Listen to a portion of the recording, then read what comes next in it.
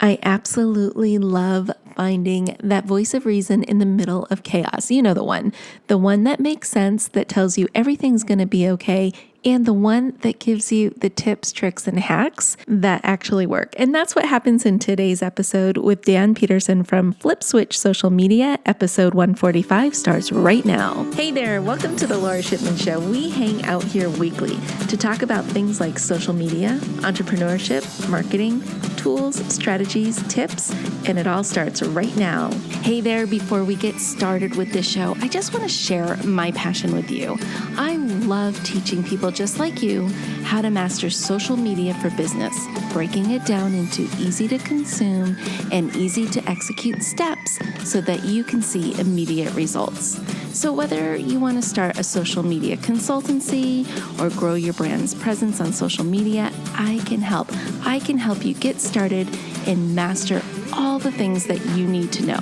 So I want you to go over to my website. It is filled with resources, tools, tips, and courses. Visit lorashipman.com. That's LORA shipman.com to get all the goods. Now, you ready for the show? I know I am. Let's get started. Hey, everybody. Welcome back. I am so excited because with me here today is Dan Peterson from Flip Switch Social Media, and he has got quite the topic to review with us today. Dan, welcome to the show. Hi, thanks for having me. I'm so excited you're here. Can you tell everybody a little bit about who you are and what Flip Switch is? Sure. So I started Flip Switch 8 years ago in April, and it was a solution for small business owners that didn't have the deep pockets for marketing budgets, but still needed the same help as the bigger companies that they were competing against. I come from a small business background. Every relative I have is an entrepreneur. So I came from that upbringing, and I just understand the struggles and the issues that small businesses face. So when I started the company 8 years ago, for the first 2 years, it was a web design company. And then we turned that over into social media. And that's all we've done for the last 6 years now. But it's a lot of fun. We're helping a lot of businesses, and it's exciting. So that's cool. So you manage social media. Do you create the content and everything for them? We do. So we put together campaigns. So we do all the posting, the monitoring, the engagement, the ad spend, all of it. So from soup to nuts, we take it off their plate and we do it. Of course, they're still engaged. The best clients we have are the ones that are fully engaged with us, and we're collaborating on ideas and coming up with stuff to do. But we have all ranges of people, some that are highly involved and some where they set it and forget it and we do it all for them. So that's awesome. Yeah. So today we're going to talk about pivoting, and it's such a timely topic because of what we're going through right now with the pandemic and everything. Right. I'm excited for this because I think a lot of us are in this twilight zone right now. Like, we don't know what to do. And Absolutely. I'm excited for you to guide us through that. So my first question for you is, we hear the word pivot so many times. And if I see one more meme of Ross Geller from Friends yelling pivot on that couch, going up the stairwell or wherever he's going with it, I think I'm going to pull my hair out. Right. Because it's just become noise, right? It's just all become noise. So in your mind, what does pivot mean and what does it look like? So my company came up with this hashtag Pivot Don't Panic campaign. And the point was to get people to be creative and innovative and come up with ways to think outside the box and keep their business either afloat and maintained or even grow during this crazy time. We're hoping that at the end of this, when things get back to whatever the new normal looks like, that we can actually see some businesses, hopefully as many as possible, benefit from what they've learned and the changes that they're making, the pivots that they're making right now, and come out ahead when it's all said and done. Obviously, some and too many will be out of business, but for the ones that can pivot and hopefully come up with better ideas as to stay afloat, hopefully we see them maintain and even grow. I love that because I really do think this time can be a time of creativity where we do grow and change our businesses. So you have a couple of different things that you recommend we do. And I'd like for you to just jump right in and take us through what those are. Sure. So there's probably a million different things that businesses can do right now. Obviously, my focus is more on the social media side. There is as of the time that we're doing this talk right now, there's a 66% increase in social media usage from the user standpoint. So that's huge. Obviously, the audience is that much bigger. We've never really seen a bigger audience from a business standpoint. So it's now definitely the time to capture those extra eyes and that extra viewership on your pages, and then parlay that into business. So just for the sake of simplicity, we have like 4 tips that we kind of recommend that businesses do. And if they can implement these on a regular basis, we feel that they're going to be that much more successful. So the first of those is to utilize Facebook groups. So Facebook groups are highly underutilized by businesses up until this happened. And we are based in the Chicagoland area, and the suburbs up here are really capitalizing on Facebook group usage. And businesses are posting their wares and their services in these threads with 60, 70, 80, 100,000 people. And they're all local people. So they're Facebook groups based on a collective of maybe 3 or 4 suburbs within a 10, 20-minute radius of the business. So it's the perfect way to capture that hyper-local business. For each one of these points that I give, I'm going to give a pro tip. Okay. So the pro tip, like a step up here, is to make your own Facebook group. So even a business, instead of just plugging your business in these other groups, come up with your own group and invite other people to join it. And that just makes you look and, just feel that much better to the audience.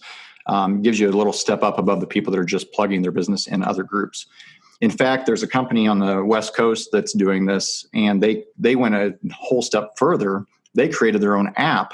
They're a restaurant. They created a restaurant app, and they brought in all the local restaurants on the app, which you would think would be counterproductive, right? You're kind of promoting competition. Yeah. But it had the reverse effect. It made them look so much better in their audience's eyes, and they're booming. And then they parlayed that into the next thing and the next thing, and now they've got delivery trucks roaming like 6 zip codes, bringing food to people. I mean, it's just crazy what they've done.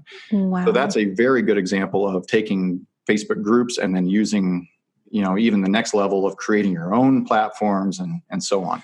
Well, I kind of like that idea about using Facebook groups because it's almost like stocking your own pond there. Exactly. Really good analogy. Yeah. Now you can fish from the pond that you created, and they're hyper-targeted people that you've put in this pond. So for somebody who, let's look at it this way, like if I'm a brick and mortar retail and I'm going to create my own Facebook group, but I don't want it to be self-serving, right? Because people won't join. It has to have some sort. So how do you name the group, and what's the concept that you put behind that group so people will actually join it? Good question. So there's a few different ways that we're seeing that are working, at least where we're at, coming up with names like Small Business Group South Suburbs, or shop local, this town, this town, this town, this town. So you've got just that hyper-local collective of 3 or 4 suburbs within, like I said, a short radius. And if you're not in a suburban area where you've got all these different towns crammed close together and you're in a smaller community, then you just call it whatever it is. And but like shop local is a really good title because it invokes that feeling where people want to help and support their local small businesses. And the same thing, like I said before, where you can have, you put it really well with stock your own pond. You can have that hyper local effect of bringing in eyes and ears in from your local communities right into that group. So those types of names tend to work well because they invoke that emotional response of local. And it's like building your own niche. I love that. That's a really good one. Okay, cool. That was a great one to start off with. Good. What's the second one you've got for us? So the second one is more focused on businesses that have maybe a retail product or can get creative with their product, and that is to come up with kits for kids to use at home. So we're seeing a lot of businesses, even ones that wouldn't have sold to kids per se. The kids are all at home and the parents are pulling their hair out trying to keep these kids active, right? I mean, besides the school stuff and all that, they're trying to come up with ways of getting creative and keep the kids occupied. So kits for kids is a really good way to do that. And some of those we're seeing like T-shirts that you can color yourself, products that the business it doesn't even normally sell, but they are sourcing and reselling as a package deal to get not only bring in revenue, but bring more attention to that business. And it's really working well. I mean, I couldn't tell you the number of businesses here in the Chicagoland area that we're seeing that are doing this. And some of them are like pizza places with little pizzas that you can take home and you make them yourself, you know. Others are, like I said, T-shirts and crafty type of ideas where they sell the package of washable markers, the T-shirt, the coloring book, or, you know, whatever it is that they put together. And even though they don't sell that normally, it's attached to their brand, which brings that attention to their brand and brings revenue. You know, and I've seen that in my local area too, where I've actually seen for the adults, kits for adults, where they're putting charcuterie boards together in a wine tasting thing. And it just gives people something to do when they're just here with time on their hands. So what kind of a pro tip can you suggest for that one? Good. So one thing that we're seeing is people setting up online ordering portals on their website, and then they either ship the kit from the order to the home, or they deliver it curbside if people want to come pick it up. So some businesses that weren't selling online before now are finding themselves creating these online portals using PayPal, using Venmo, different payment processors like that. And some of the older business owners, I mean, I don't know what the stat is on it, but a lot of business owners are 40, 50, 60 years old. And I mean, I'm 41 and I'm a dinosaur when it comes to social media compared to the 20-year-olds out there. That's why I surround myself with people that are a lot smarter. Exactly right. But there's, you know, these older business owners, they're not as savvy because they didn't grow up with the digital era. And so some of them are really having to look outside the box and think outside the box to come up with these ways of selling things through, like I said, PayPal and other types of portals. So the pro tip there, like I said, is to come up with that portal and sell it online. Yeah, and that's like baptism by fire for some of these businesses, for sure. Totally, yes. But, you know, it gives them another revenue stream that they can really build on after this is all over. So it's kind of a good thing, I think, in the long run. It is. Like I said before, we're really hoping that businesses are taking what they're learning now and they're going to double down on that when their regular business gets back to normal. And now they've got the old business and the new style of business, and they come out way ahead. Hope so. Yeah, that's what I'm thinking is going to happen too. Awesome. All right. What do you have next for us? So big thing right now is Facebook and Instagram Live, where businesses weren't using that before. So a lot of businesses aren't doing a great job of social media anyway. Then the ones that are still aren't really utilizing Facebook and Instagram Live. And so we're highly recommending that people go on there and use that, whether it's to educate their audience.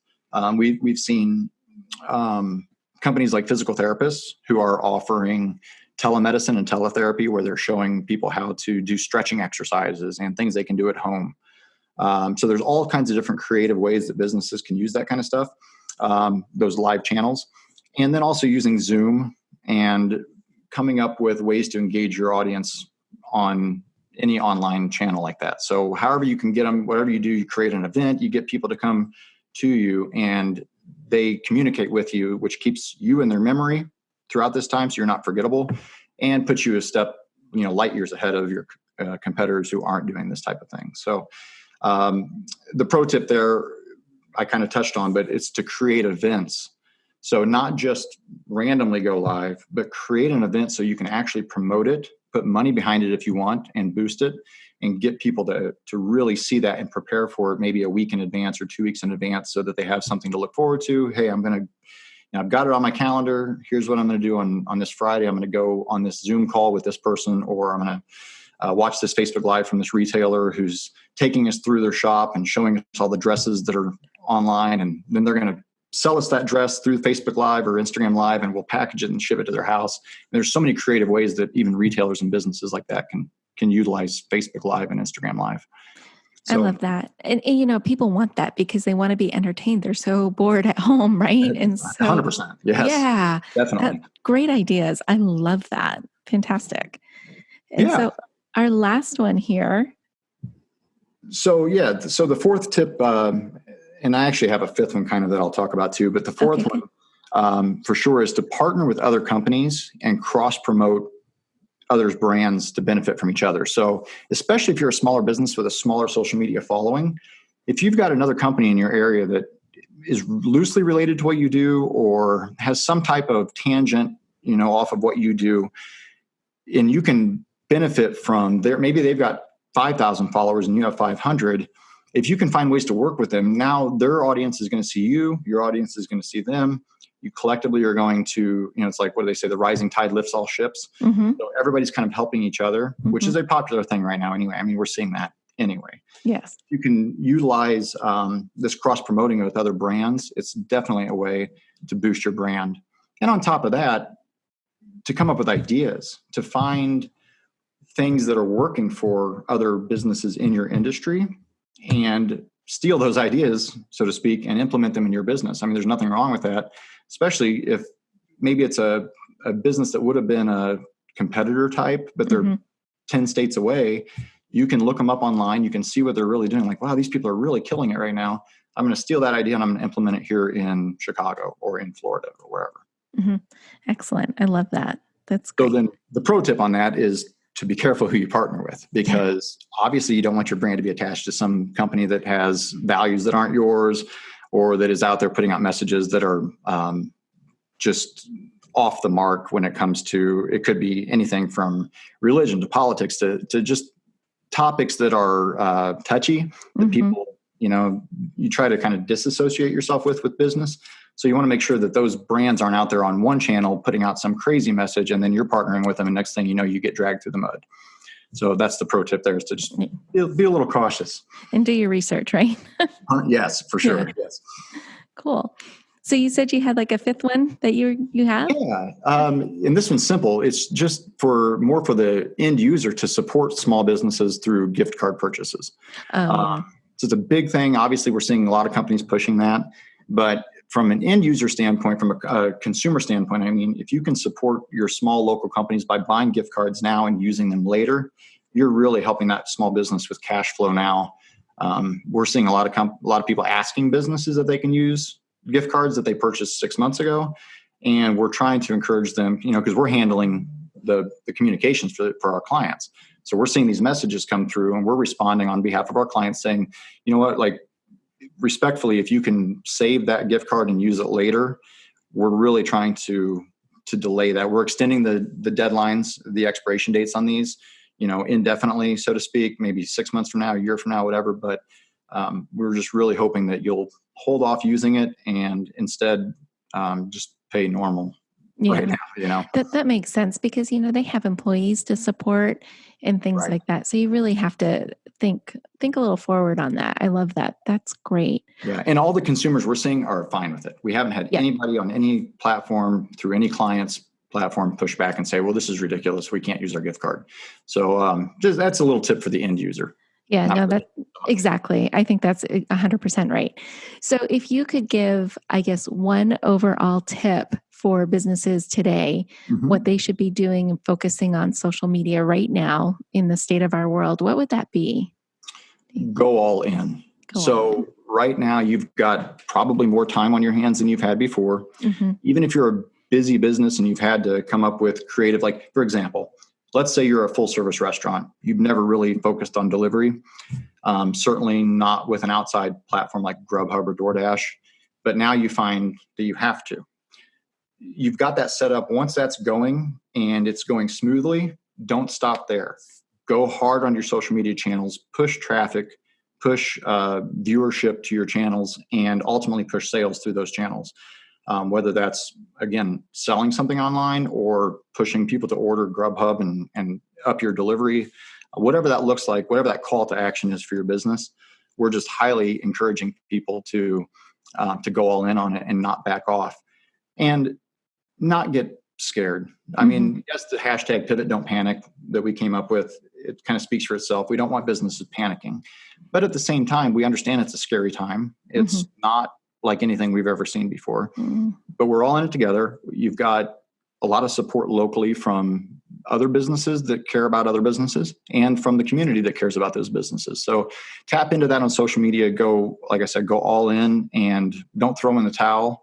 Find ways to get creative, talk to other people, research other companies that are doing things that are working, and reach out to experts that can help too. Don't, like, we're offering free help left and right now to try to help businesses. So, yeah. that's kind of what we tell people. That's awesome. Great advice. Dan, this was really good. If people wanted to connect with you on social media, how can they find you? So all the channels, it's Flip Switch social media. You can find us online. Our website is flipswitchconsulting.com because we do a little bit more than just social media from a consulting standpoint and sales training standpoint. But yeah, you can just look up Flip Switch, and we're pretty much anywhere you can find us. So Awesome. Well, thank you so much for joining us today and sharing all of those great tips. They were fantastic. And thanks for having me. now, oh, you're welcome. And for our listeners, you know what you guys need to do next? You got to go execute. So tag me and Dan in any of these ideas that you use out there. We would love to see it in action. Dan, thanks again for being here. Thanks for having me. It's been a lot of fun. Hey, before you go, I have a question for you. Are you loving the show? Let me know about it. Take a screenshot of the episode you are listening to and drop it in your social media posts or stories. Or better yet, give this show a review on iTunes or your favorite podcast app, letting me know that you listened in. If you have a topic or a show idea, please don't be shy. I want to hear from you. Send me an email or a DM. I would love to hear your suggestions. All the links are in the show notes. Anyways, I just wanted to say thank you, as always, for tuning into the show today and every day you listen in.